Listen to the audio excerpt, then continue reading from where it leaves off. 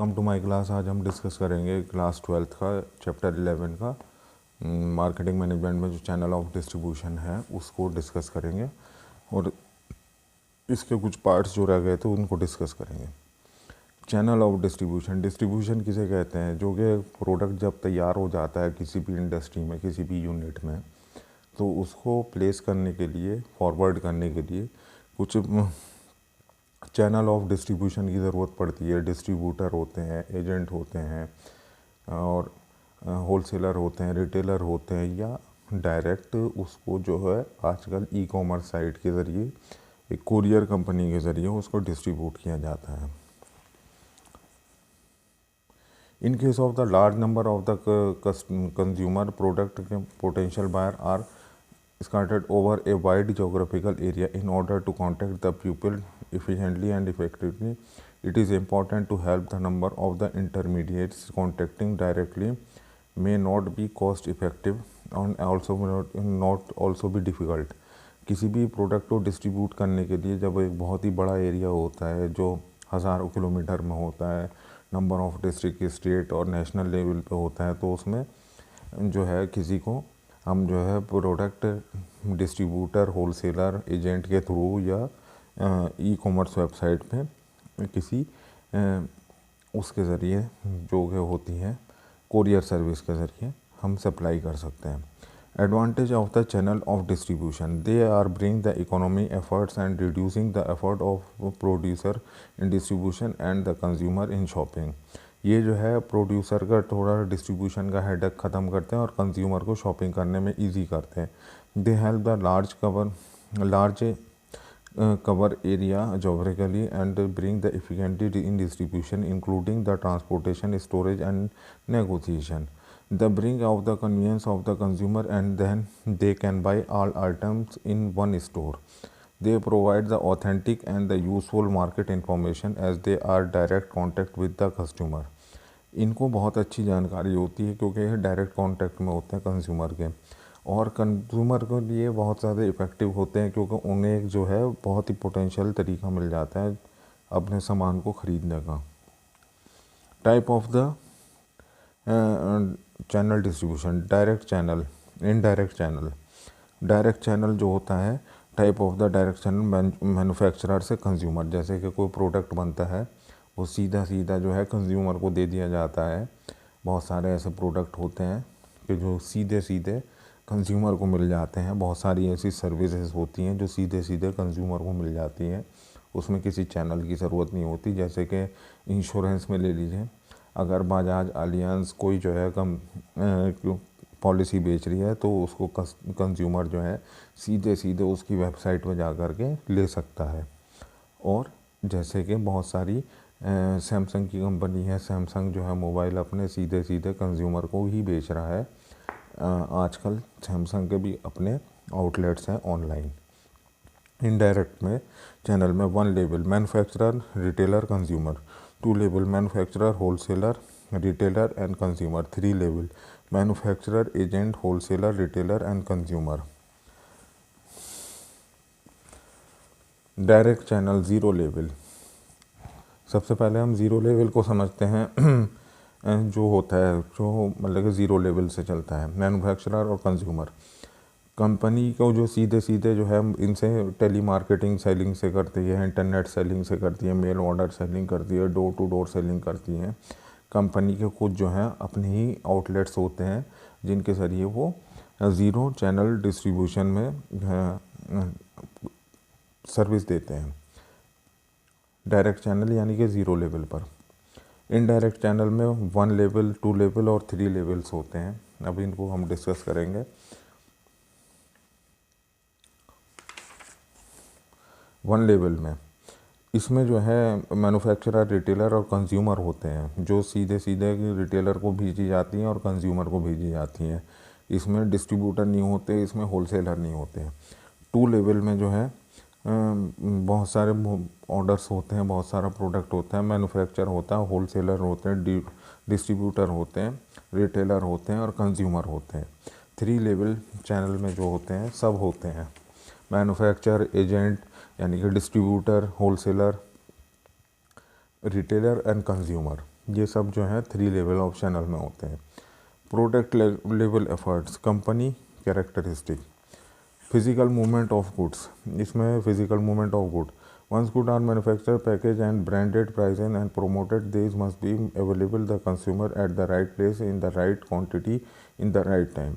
Suppose the customer visits the market to buy the particular product. If the product is not available, he may be buy the alternative available brand. के physical movement जो है बहुत ज़्यादा ज़रूरी है किसी भी प्रोडक्ट की सेलिंग के लिए। अगर वो सही तरीके से पहुंच नहीं पाएगा तो कंज्यूमर जो है कोई और सा प्रोडक्ट ले लेगा। Component of physical distribution, order processing, transporting, warehousing, inventory control, ये सब जो है कंपोनेंट ऑफ फिजिकल डिस्ट्रीब्यूशन है। अब आता है प्रोडक्ट प्रमोशन। प्रमोशन मीन्स के सेल्स को प्रमोट करना, प्रोडक्ट को प्रमोट करना, ये प्रोडक्ट प्रमोशन में आते हैं। ये भी एक मार्केटिंग का ही एक चैनल है। After product planning, pricing, distribution, next of the marketing manager is to formulate the stabilize strategy to communicate about the product in the prospective buyers. In absence of the communication, the customer would not be able to know about the product, how it can be satisfy their needs, wants, or may not be convinced about the utility and benefit. Promotion जो होता है कि जब तक product market में जाएगा तो वो उसमें एडवर्टाइजिंग या पर्सनल सेलिंग होती है। जब तक प्रोडक्ट के बारे में सही से जानकारी नहीं होगी, जब प्राइसिंग डिस्ट्रीब्यूशन हो जाएगा तो प्रोडक्ट के बारे में के कस्टमर को सही पता नहीं होगा कि इनके वांट्स और नीड्स फुलफिल हो रही है या नहीं, डिज़ायर पूरी हो रही है या नहीं, या इनको इनकी इकोनॉमी के अकॉर्डिंग टाइम पैसों की वैल्यू का प्रोडक्ट मिल रहा है या सर्विस मिल रही है या नहीं। यही सब प्रमोशन में बताया जाता है। Element of the promotion mix, advertising and personal selling, sales promotion and public relationship. सबसे पहले हम एडवर्टीज़मेंट जो होते हैं जैसे कि टेलीविज़न पे, न्यूज़पेपर पे, इंटरनेट पे, मोबाइल SMS, या आजकल बहुत सारे मीन्स ऑफ एडवर्टाइजिंग हो गई, होर्डिंग्स हो गए या फिर कैनोपीज़ लगा करके हो गई, ये सब एडवर्टीज़मेंट होते हैं। इनसे जो है प्रोडक्ट के बारे में एक awareness, general awareness, brief awareness develop होती है। Paid form, advertise is the form, paid form of, advertise भी एक पेड फॉर्म है। Impersonality, identify the sponsor. Merit of the advertising, mass reach, advertising से जो होती है बहुत सारे लोगों को एक साथ ही कम्युनिकेट किया जाता है। Enhancing the consumer satisfaction and confidence, के कंज्यूमर को जो है एक ब्रीफ नॉलेज मिल जाती है एडवर्टाइजिंग के थ्रू कि ये प्रोडक्ट आता है इस चीज़ के लिए, इसका ये प्राइस है, तो उसको एक ब्रीफ नॉलेज मिल जाती है। एक्सप्रेसिवनेस, उससे जो है पता चल जाता है कि इस प्रोडक्ट का यूज़ क्या है। इकोनॉमी, ये कंपनी को बहुत बड़ी मार्केट में बहुत इकोनॉमी पड़ता है। Role of advertising, create demands, ये डिमांड्स को बढ़ाता है जब लोगों को फीचर्स का पता चलेगा। जैसे कि एक मॉस्किटो वो होती है, क्या नाम है, गुड नाइट फॉइल वगैरह होती हैं, तो पहले वो नहीं आती थी, लेकिन जब वो आई एडवर्टीज़मेंट के थ्रू पता लगा तो लोगों ने गुड नाइट फॉइल वो 10 रुपये वाली ख़रीदी, जलाई और मच्छर भागने लगे। तो इससे भी क्रिएट डिमांड होती है। Economics of sales, sale scales का भी इकोनॉमिक्स में भी इसकी बढ़ोतरी होती है।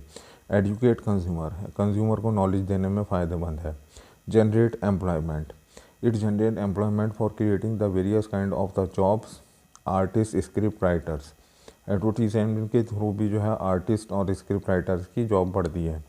Improve the standard of living, रहने सहने के तरीक़ों को बढ़ाता है। सस्टेन द मीडिया, मीडिया का एक रोल प्ले करने में बहुत अच्छा है। Objection to advertising, add to cost, ये कॉस्ट इफ़ेक्टिव होता है क्योंकि इसका प्रोडक्ट में कोई वैल्यू नहीं बढ़ती, लेकिन इससे जो है मैन्युफैक्चरर की कॉस्ट बढ़ जाती है। कंफ्यूज द बायर, बायर को कंफ्यूज करता है कि पेप्सी अच्छी है या कोको कोला अच्छी है या फिर थम्स अप अच्छी है, जो कोला ड्रिंक में होती है। Encouraging the scale of inferior products, के बहुत सारे बेकार प्रोडक्ट के भी एडवर्टीज़मेंट हो जाते हैं, जैसे फाइनेंशियल कंपनीज़ में ले सकते हैं जिनका हमें सही से नॉलेज नहीं होती और वो एडवर्टीज़मेंट की वजह से बिक जाते हैं। Personal selling. पर्सनल सेलिंग जैसे कि मेडिकल रिप्रेजेंटेटिव या कोई पर्सनल रिप्रेजेंटेटिव कहीं पर सेल करने के लिए जाता है तो उसके भी एक बहुत बड़ा इफ़ेक्ट पड़ता है, जैसे कि मेडिकल कंपनी में या फिर आजकल इंश्योरेंस कंपनी में जो एजेंट होते हैं वो पर्सनल सेलिंग ही करते हैं इन दो कंपनीज़ में, जैसे मेडिकल रिप्रेजेंटेटिव या इंश्योरेंस कंपनी में।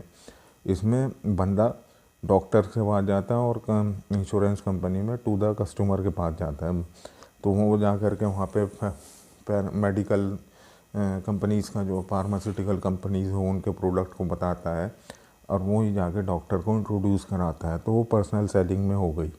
या फिर जैसे कि आजकल एमवे वगैरह मार्केट होती है तो इसमें भी पर्सनल सेलिंग ही होती है, और बहुत सारे जो है इसमें पर्सनल सेलिंग में अपने ही कम्युनिकेशन काम आते हैं।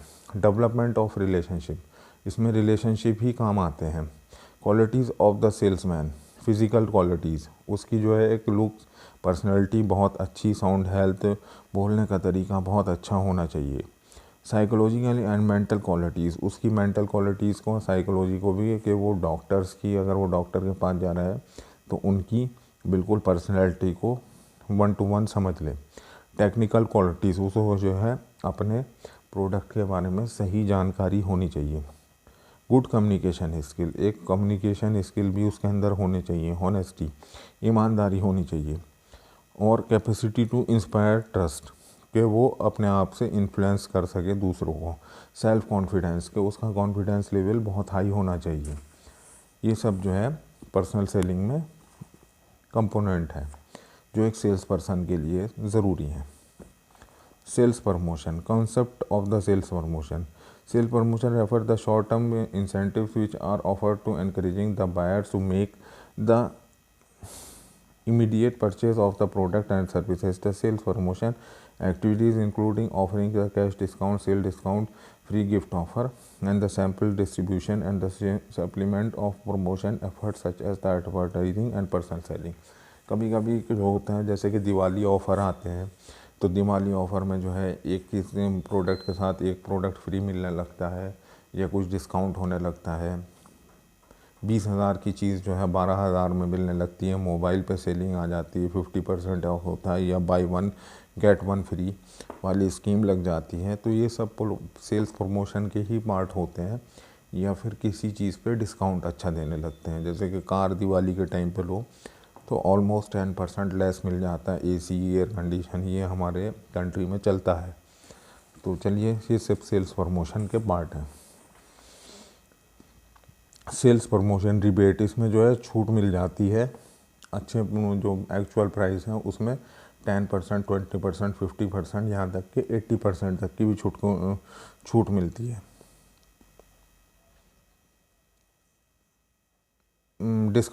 डिस्काउंट भी इसमें 50% तक का मिल जाता है। रिफ़ंड, जैसे कि रिफ़ंड होती है, बहुत सारी चीज़ों को रिफ़ंड करने को मिलता है। प्रोडक्ट कॉम्बिनेशन फॉर द, जैसे कि 1 GB memory card free with 1 mobile, toothbrush free with the toothpaste, जैसे कि प्रोडक्ट कॉम्बिनेशन में आ गया कि उससे रिलेटेड हमें जो है एक प्रोडक्ट बेचते हैं तो उसी से मिलता जुलता है एक उसका यूज़फुल, जैसे मोबाइल के साथ हेडफोन फ्री कर दिए, कार्स के साथ स्टीरियो फ्री कर दिया, या कार्स के साथ में कुछ और, या बाइक के साथ में हेलमेट जो कि फ्री कर देते हैं, वो सब चीज़ें हैं। लकी ड्रॉ होता है इसमें कि ये प्रोडक्ट ले लीजिए कि लकी ड्रॉ मिल गया तो आपको एक प्रोडक्ट फ्री मिल जाएगा। यूजेबल बेनिफिट्स बताए जाते हैं। फुल फाइनेंस 0%, फॉर एग्ज़ाम्पल कि बहुत सारे प्रोडक्ट्स जो हैं आजकल 0% फाइनेंस में हो जाते हैं कि उनको लोन पे ले लो, उन पर कोई इंटरेस्ट नहीं बैठेगा। सैम्पलिंग भी होती है इसमें, बहुत सारे चीज़ें दिखाई जाती हैं। Advertising versus personal selling, advertising और पर्सनल सेलिंग में, सेल्स प्रमोशन में क्या फ़र्क है?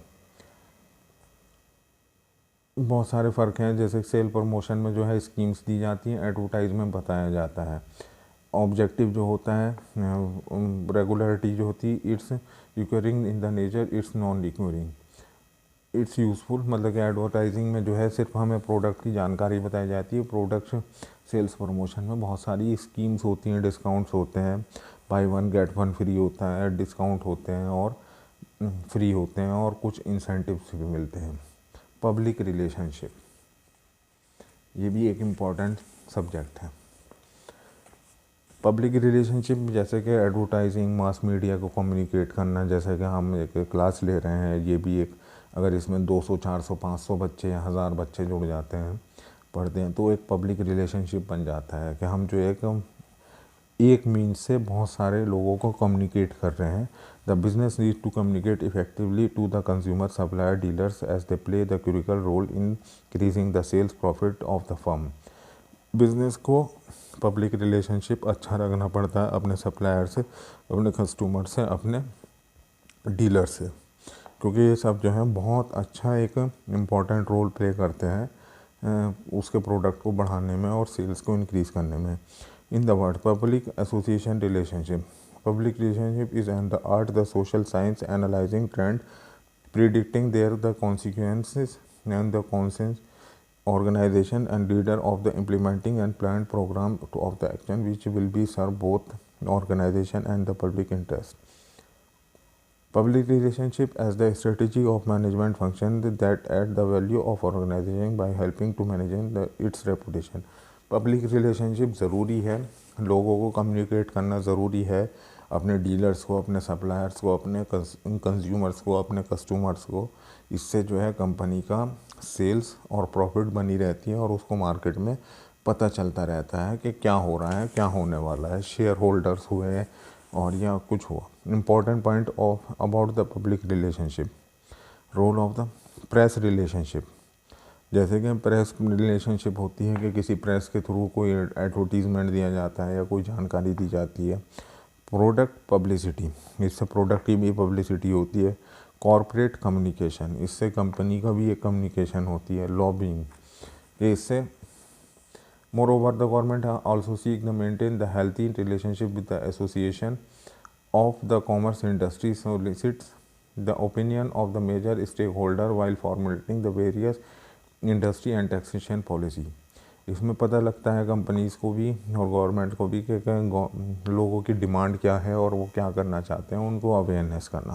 काउंसलिंग, अपने प्रोडक्ट के बारे में या अपने आप के बारे में सही जानकारी देना। ये सब जो है पब्लिक रिलेशनशिप के पार्ट्स होते हैं। होप कि आपको समझ में आया होगा और बेहतर के लिए आप खुद पढ़िए। Thank you very much for watching with me.